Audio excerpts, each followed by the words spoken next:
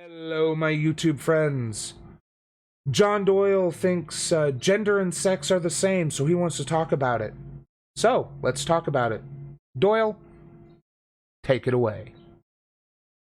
They tell you that a man can actually identify as a woman, and your instinct, cognitive biology, and common sense reject this idea because your gender is decided at birth. And then they say, No, that is not a... Boy, 8 seconds in and you've already said a really stupid thing, Doyle. This is a new record for you. no. You're thinking of sex. You know, that word that used to be synonymous with gender until we decided that they were different. Yeah, that word. Sex is biological. No, 17 seconds and you've said 2 stupid things. Sex and gender were always understood to be separate things that were often heavily correlated. You know, not identical, but often correlative. They're related to each other. We've since broadened our understanding that, oh, that's the Jordan B. Peterson book. Oh, the maps of meaning. Okay, I couldn't quite make it out around his ear. Sorry, irrelevant to what we're talking about here, which is that sex and gender were understood to be 2 separate but sometimes often related things, which we have now broadened our understanding, so we understand they are not inherently connected. Yeah, that may be why there are 2 separate words for them, maybe, you think? Gender is chosen, except that isn't true. Conversation is awesome. So gender is separate from sex. Can't catch lightning in a bottle twice. So disappointed. This idea is being promoted all over the media and culture. This idea is definitely being promoted in universities, I can tell you that for sure. And now even people actually as young as preschool and kindergarten are being indoctrinated with this idea. So take a look. The issue stems from a lesson on what it means to be transgender. After a kindergarten student at Rockland Academy Gateway, born a boy, was reintroduced to her class as a transgender girl back in June. Her teacher read the class 2 books about being transgender. The lesson was done without parents or administrators being notified. I forgot who said it, but they were talking about what the left does when they try to sound intelligent. Like, they take a concept that is totally absurd, like gender being different from sex, and then they think that just because they can explain it to you with their rhetoric from their neo-Marxist pseudoscience that it's intelligent. And they compared it to when a baby spills SpaghettiOs all over its high chair and then thinks that just because it made it look like a dinosaur that it's done something intelligent. And then the parents just standing there like looking at this mess like, what the hell? But so here's the most damning observation for this idea. If you are born a male and you identify as a female, you will act in ways that females act in order to express this. You will take interest in things that females take interest in. In other words, you will start to artificially... And depending on the extent of your transition, may take hormones and undergo surgery to more physically represent the gender you feel. Like, this is one of the things a lot of these kind of transphobes is the best term to use to... Volume's low? Okay, I'll turn it back up. Transphobe is the best umbrella term for people who share his beliefs. That... How do I put this? People who believe that sex and gender are inherently connected and you can't change your gender don't understand that our concepts of gender have changed this century. Well, in the last century, I should say. I mean, as a pop culture example, the movie Grease. At the end of the movie, Olivia Newton-John's Sandy shows up in leather pants and, for the time, scandalously revealing top. This would have been so out of the norm for the 50s that she would have probably been ostracized for daring to show up like that, at least in quote-unquote polite company. Gender roles change with time, and there are societies that recognize more than 2 genders. This is why when we say there's more than 2 genders, we don't put a number on it. There could be 3, there could be 10, there could be 1,000,000, there could be potentially infinite genders. Sticking to this gender dichotomy only causes harm. Did he actually debate? Actual Jake, I know there was scheduled, but I didn't get to watch it. If he disagrees with what I am saying about gender, then he is disagreeing with science and sociology. essentially assume the role of a female using the ways that females naturally behave because of their cognitive biology as your template. There would be no way for you to act like a woman if there was no tendency of biological women to act in a certain way. Your identity as a woman, despite being a man, is predicated on the fact that biological women have their own way of behaving. No, because our society has certain roles assigned to people we identify as women. If you identify as a woman, then there are certain expectations made of you. Some of which are based on biology, such as having a period and being able to bear children and having tits, and some are not, such as being non-confrontational, being more empathetic, being more emotional. All of those can be changed. Gender is a spook. Well, if you say stupid shit like science can't really give us definitions, I can kind of understand why it might have banned you. Science can absolutely give us a definition. Definitions are not subjective, even in the realm of science, or even the realm of gender. The whole point of gender theory, gender science, is that there is a bimodal distribution of what we recognize as sexes, but gender is not really connected to that except in the most superficial ways. So you think definitions are objective? Yes. Yes, a bimodal distribution. All right, paint stream. Actually, it will be a GIMP stream. How is a definition subjective? It is not a definition. I mean, depending on the situation and what specifically we're defining, a definition is based on, specifically a scientific definition is based on observed reality and experimentation. Right. Okay. That is how gender is understood. Pull up. Pretty sure I started. There it is.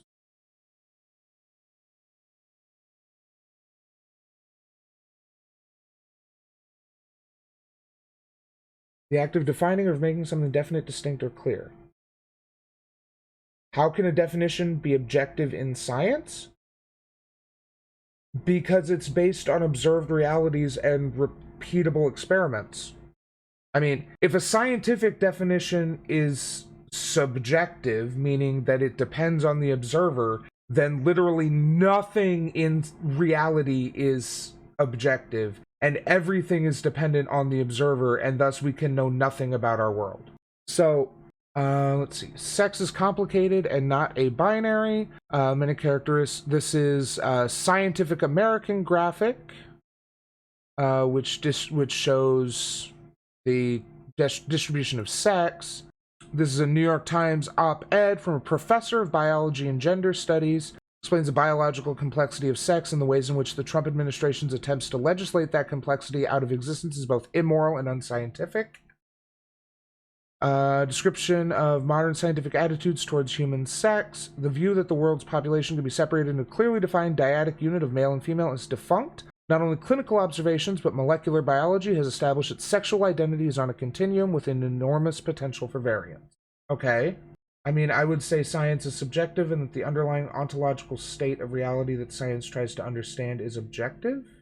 Why would you say science is subjective? The whole point of the scientific method is to remove subjective bias from their observations. Like, individual studies may have subjective bias, but that's why the scientific method relies on repeatable experiments. Right. I suppose if you say temporally subjective based on our understanding, but that's why we differentiate. But that's why we differentiate between like theories and laws. You know, a theory is our best understanding based on current experiments and understanding, but it is subject to change pending further evidence. Now, some theories are so strong that they might as well be laws, but they still could be disproven, such as evolution or gender theory.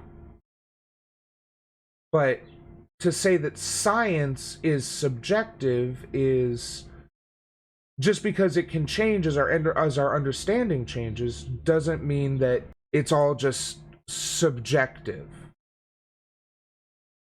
I guess I'm not understanding why you think it's relevant that science is subjective. Then why are you saying science is objective? Or subjective, rather. And also, why is it relevant that science is subjective? Truths are truths. It's been a long-ass time since I took a philosophy class, but I think that truths are inherently objective. Like, if something is a truth, then it is objectively the truth. Yeah. Anyway, we're only less than 2 minutes into this. Let's see how many more stupid things Doyle says before my brain explodes. Without that, it collapses.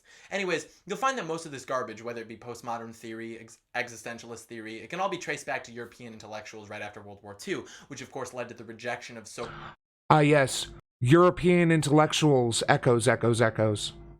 called modernism that is said to have caused the war. And of course, they fled from Europe into the welcoming arms of American academia, many from the Frankfurt School. And it's funny because There it is, the Frankfurt School. when the school settled in New York, they became heavily affiliated with Columbia University. And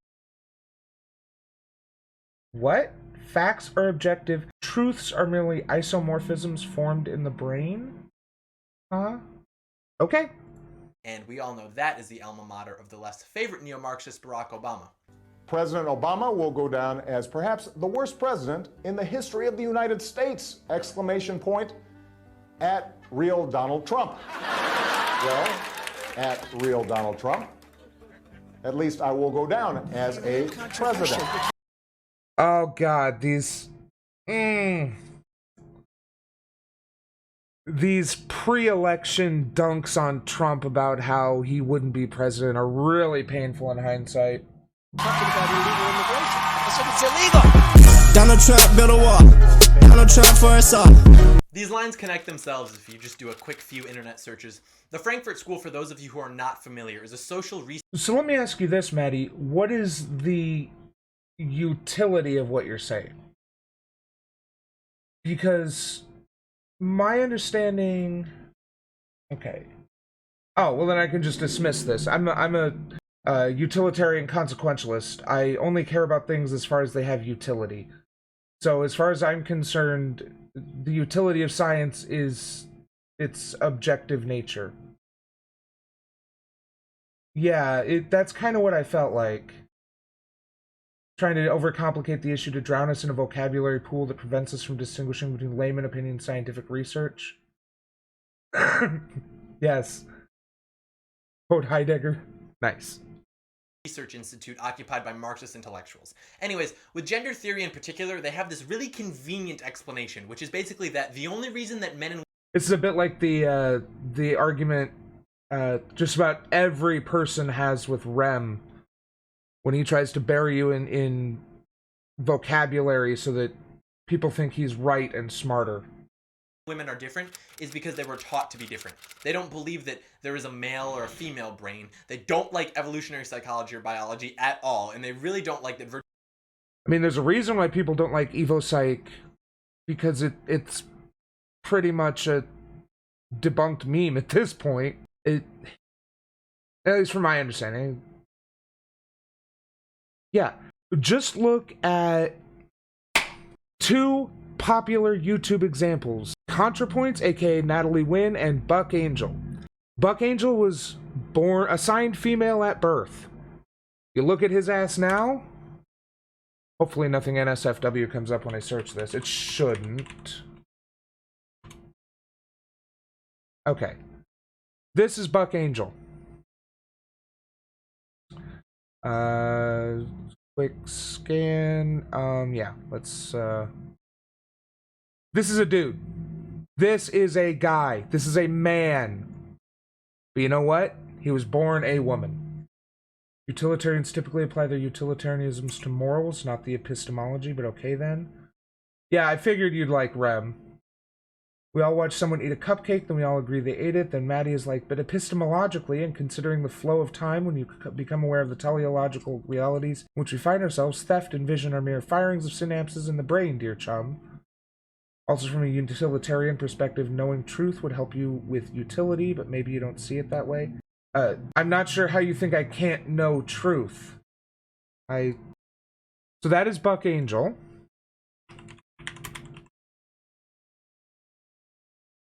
And this is Natalie Wynn. This is not just acting differently. These people have used science and effort to change the way they physically present. The truth is, Natalie is a woman, Buck is a man. But according to people like Doyle here, no matter what Buck Angel does, he will always be a woman. I guess I don't see the utility in separating facts and truth. To me, they're synonyms. I mean, a fact is the truth about something we understand. I mean, I'm very much a layperson in philosophy, but my understanding of facts and truth are, for pragmatic utility, they're synonyms. Virtually all empirical data contradicts this idea. But nonetheless... Wait. Sorry, we got sidetracked. Empirical data contradicts the idea that men and women are different only because they were taught to be? Also, Doyle, you left off the triple parentheses on the them. You're slipping, Doyle. How are they going to know who you're talking about? They don't believe that there is a male or a female brain. They don't like evolutionary psychology or biology at all, and they really don't like that virtually all empirical data contradicts this idea. But nonetheless, this idea stems... I mean, okay, that is a difference in understanding of terms. I can even go with your terms or still apply the same line of reasoning, just using the words differently. Do tell. I'm always interested to learn. And if I'm wrong about something, I'm willing to accept that as long as you can show and explain where I'm wrong. From a hypothesis that a woman named Simone de Beauvoir wrote about in her book titled The Second Sex in 1949. She wrote that one is not born but becomes a woman. This wasn't tested at the time, it was just a hypothesis, just a theory, but it's the foundation for all modern gender theory, this idea that you are just raised as a male or a female. So then, in the 1950s and 60s, this guy named John Money developed and tested a hypothesis that was based off this idea from Simone de Beauvoir, and his hypothesis was that sex is biological and gender is socially constructed. This is the twin study. You hear a lot about this. This is the foundation for all of it. This study, and when it was published, it was celebrated as groundbreaking and brilliant, a huge success, etc., etc. So what was this study? Basically, this boy named David Reimer had a botched circumcision that left him without a penis. So they removed his testicles and raised him as a girl. He had a twin brother, his name was Brian, and the idea was that they would raise David as a girl and Brian as a boy, and then they would see, what happens. So, two twin boys. Some of these exercises that they did to reinforce the gender roles had these two twin boys assuming sex positions with each other while John Money took pictures. David, now referred to as Brenda, would have to be in the submissive position while his brother would be in the dominant position. This is how they did it. Gender psychology for you folks, and some might call it child abuse, some. This, by the way, is the reason... I mean, there's a lot of those science experiments from the 50s and 60s that were definitely abusive. I'm not going to try to defend that. But the Money experiment was one of the foundational experiments regarding gender theory and the idea that gender is not connected to biology. Because I know a lot of people try to claim that because Brenda eventually developed dysphoria, that this proves that that gender is intrinsic, is inherent to a person. But we've done a lot more experiments since to reinforce the idea that gender is not inherently connected to biology. That we now separate sex from gender. This study. This is the reason why, since it was considered to be so successful upon its publication. Was it successful? Well, when David got to be older and his child abuse was revealed to him, he decided that he would rather live as a boy. He said that during this transition from being raised as a girl to living as a boy was the first time in his entire life that he felt happy. He was finally able to live and be treated as a boy, and he was happy, he felt normal, he was thriving. So it would seem that the results of this study that was so supposedly successful are actually incorrect. Also, it's worth mentioning that David's brother Brian later developed schizophrenia, which is of course linked to childhood trauma, and he died from an overdose of antidepressants, and then 2 years later David blew his head off with a sawed-off shotgun. That's the result of this study. That's the result that no one talks about. You cut off the flow of information after the study was published. You don't like to talk about the aftermath. The study is then the foundation of, this idea of gender fluidity. Basically, what I'm saying is science tells us things about the world. Those things are indeed objective, okay? Sometimes words are created in science to refer to phenomena such as sex. As we learn more about sex, the way sex is defined through the science changes. However, the mere act of starting by associating the word sex with an observed phenomenon in the first place is not objective. Any other word could have been used. This is what makes it ultimately subjective even in the sciences. This is why the word sex is different depending on the language, even within the sciences. Okay, yeah, you're definitely getting way too into the minutiae here. Because whether you call it sex or Flugelthorpe or whatever term you use to refer to that, the underlying definition is still a truth, is still a fact, just because we refer to it as sex in English. And yeah, that's what I thought. I thought the money experiment had been somewhat discredited because of the aftermath. But there have been plenty of other studies since. Just because it started the ball rolling, was later discredited, doesn't mean that it's that it wasn't useful. That it didn't give us some useful information or start a useful discussion. And again, just because the boys killed themselves,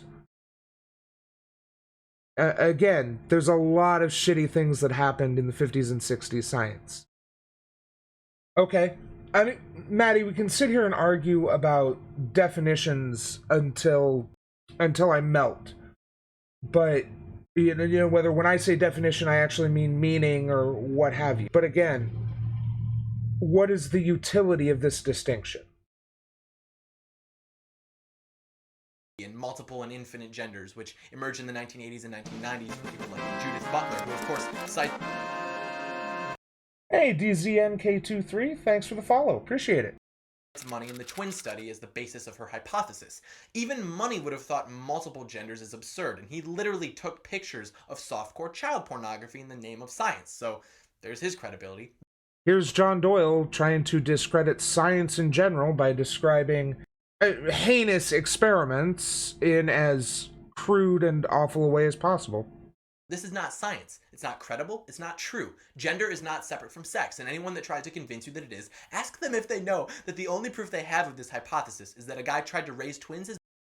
That is not the only proof. Again, let me go ahead and pull that back up here.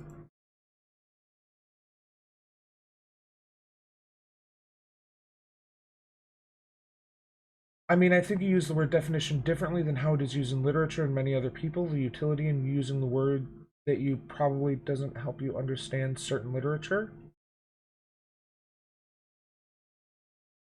Okay. Yeah, I agree, Magmill. Reducing gender study to one old study. I mean...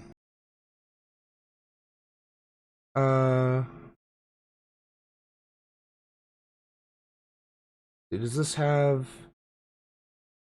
It has long been known that there is no single biological measure that unassailably places each and every human into one of two categories, male or female.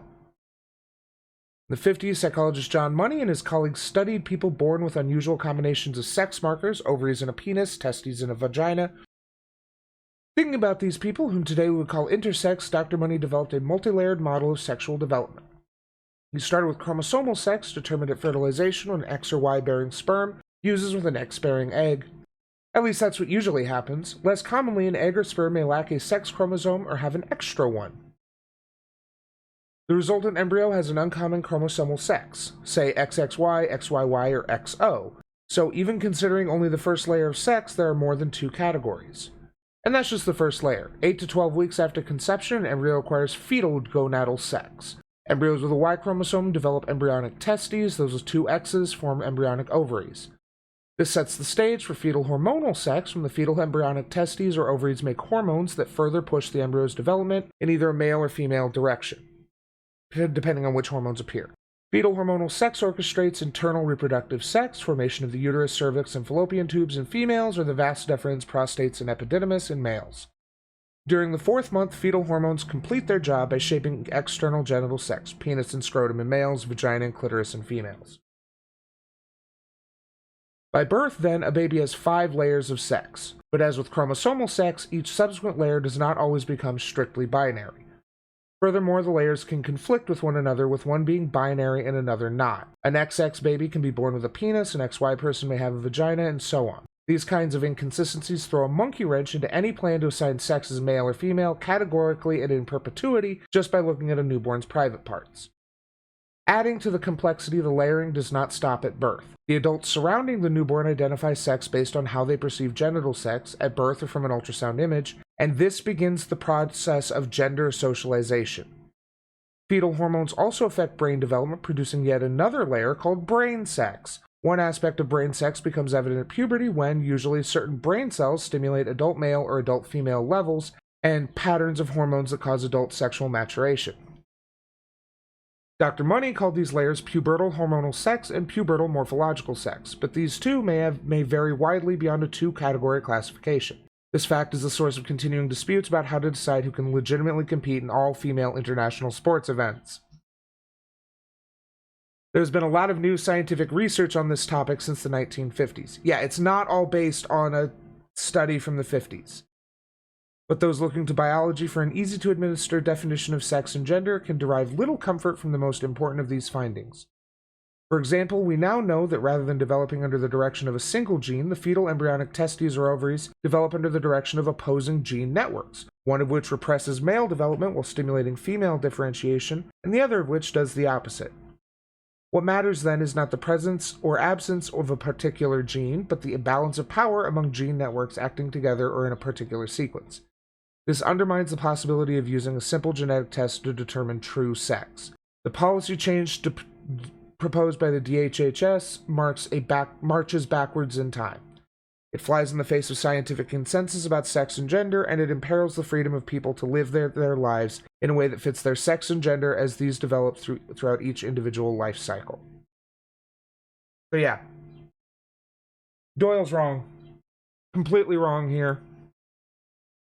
Nobody cares about the John Money experiment. We've performed dozens of experiments since then, dozens of studies. It's not a settled science by any means, but our understanding has advanced greatly and significantly since the 50s.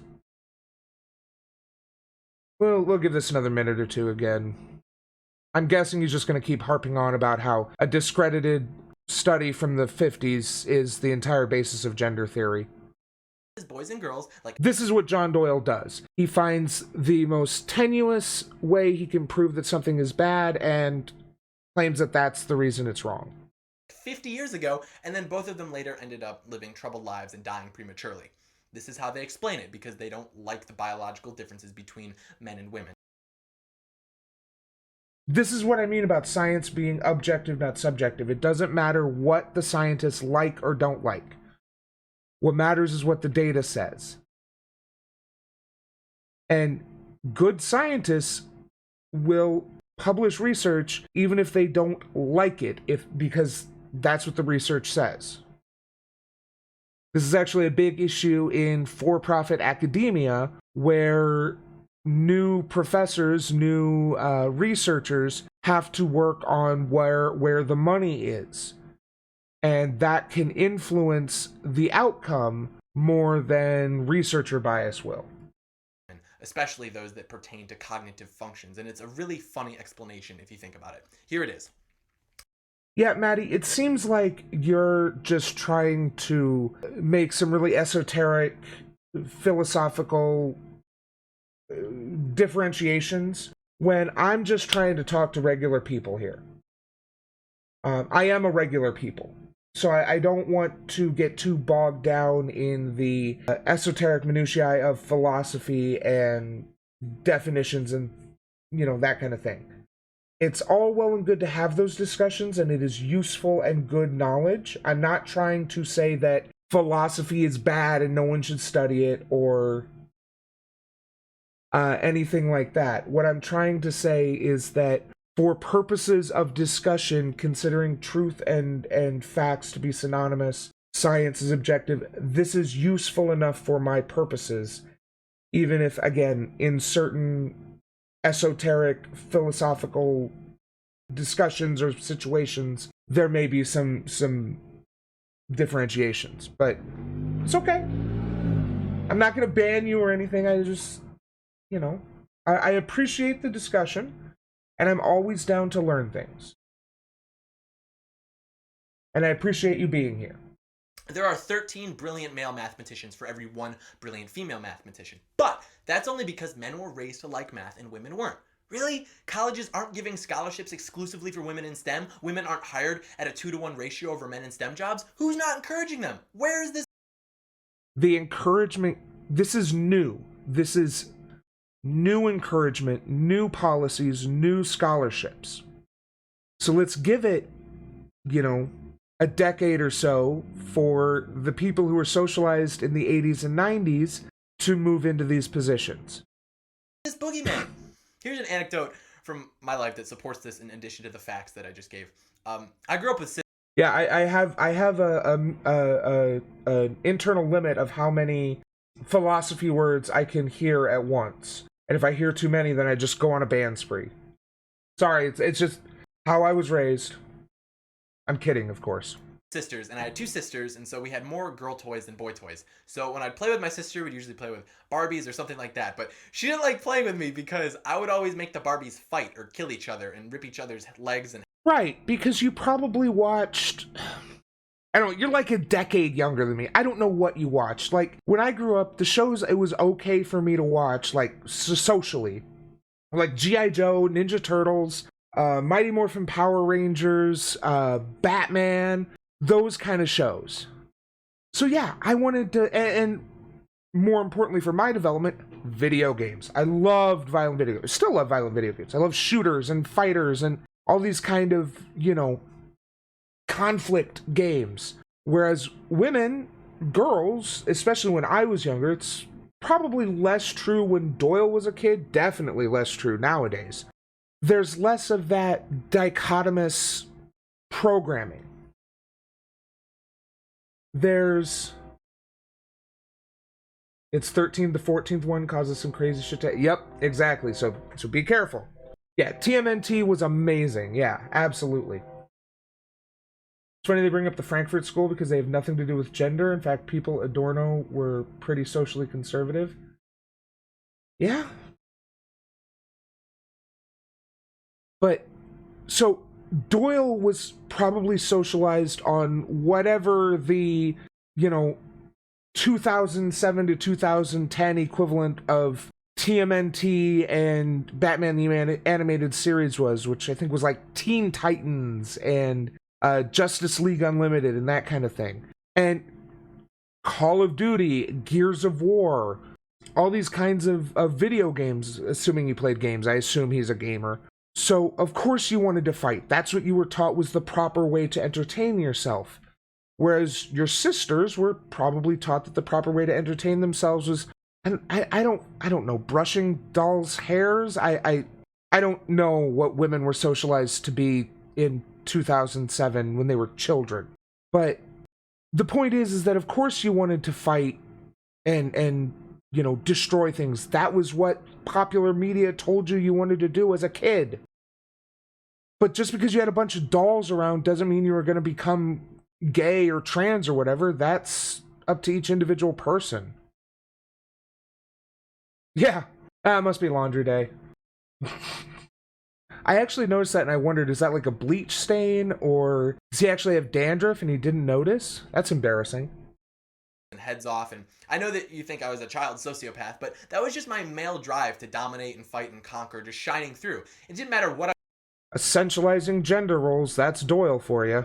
I was playing with. Like, sure, it was easier to make my army guys fight, but I won't hesitate to run a Barbie over with a pink convertible either. So parents that try to raise their kids with gender-neutral toys often find that the child is going to inevitably do what the child wants to do with them.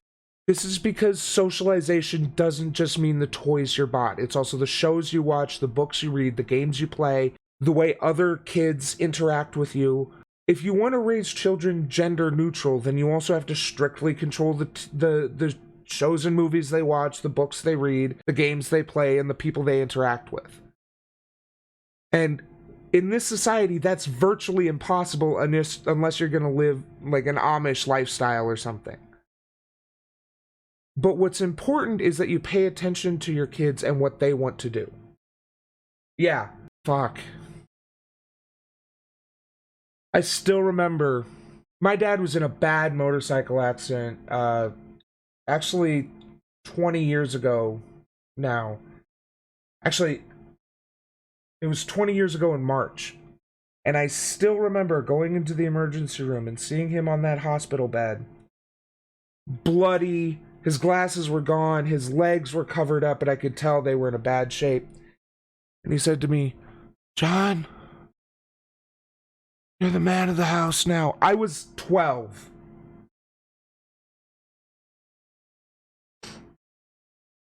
Yeah, that kind of shit fucks with you. For their theory of sex and gender being different, it must be true that there's nothing that makes a man except for his reproductive organs, and nothing that makes a woman except for her reproductive organs as well. They reject the idea that there's a male and female brain, and they dismiss any empirical differences in male and female brains as a result of I appreciate the sentiment. It happened 20 years ago. I probably should see a therapist about it, but who has the money? being conditioned or taught to behave in certain ways or take interest in certain things. Obviously, there are exceptions to these tendencies, but citing an anecdote about a friend that you have that's better than boys at solving complex mathematical equations doesn't invalidate the observed tendencies between the two genders. 2. Except that the observed tendencies violate your anecdote, Doyle. Alright, if this next point is an actual real argument, we're done here.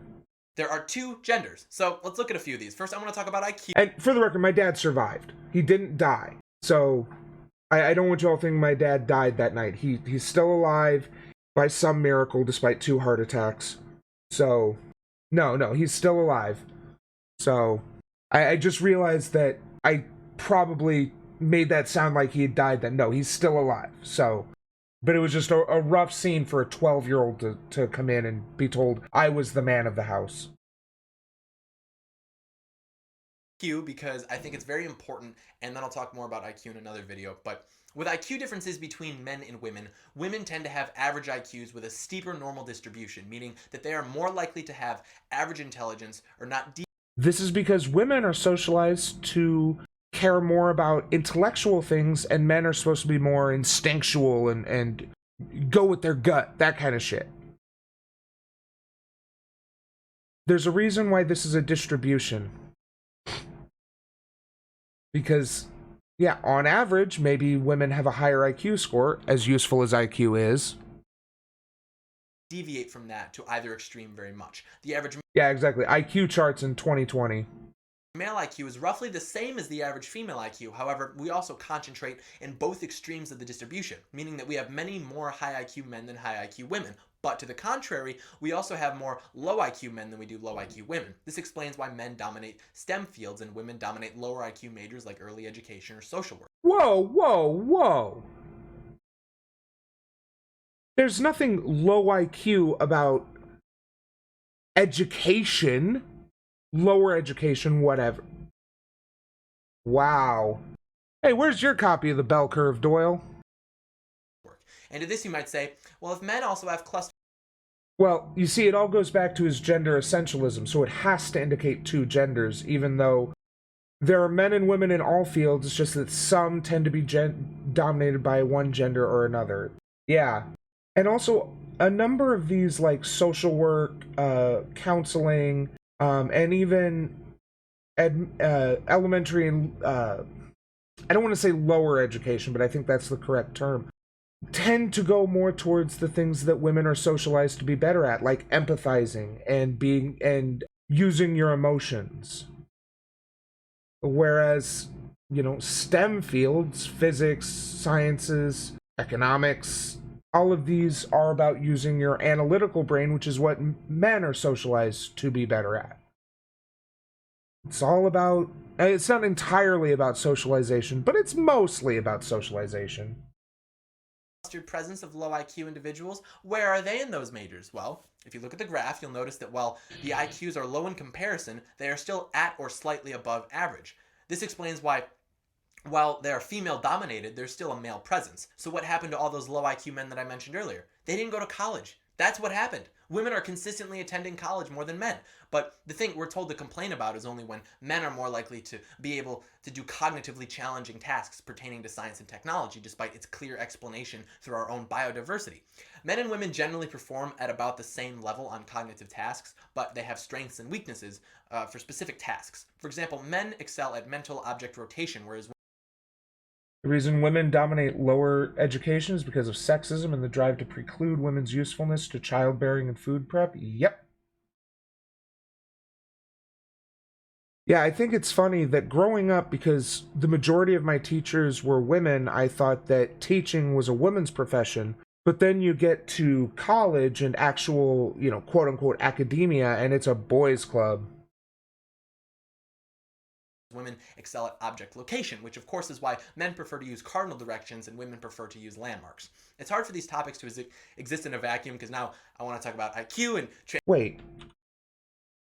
This is some Evo psych shit that men developed greater spatial awareness and women didn't or whatever, but what did it... Women excel at object location, which of course is why men prefer to use cardinal directions and women prefer to use landmarks. It's hard for these topics to exist in a vacuum because now I want to talk about IQ and transgender influence on children, and I want to go in deeper with the differences between men and women, but basically what it breaks down to is that if you're going to argue that men and women are the same, if you're going to argue that men...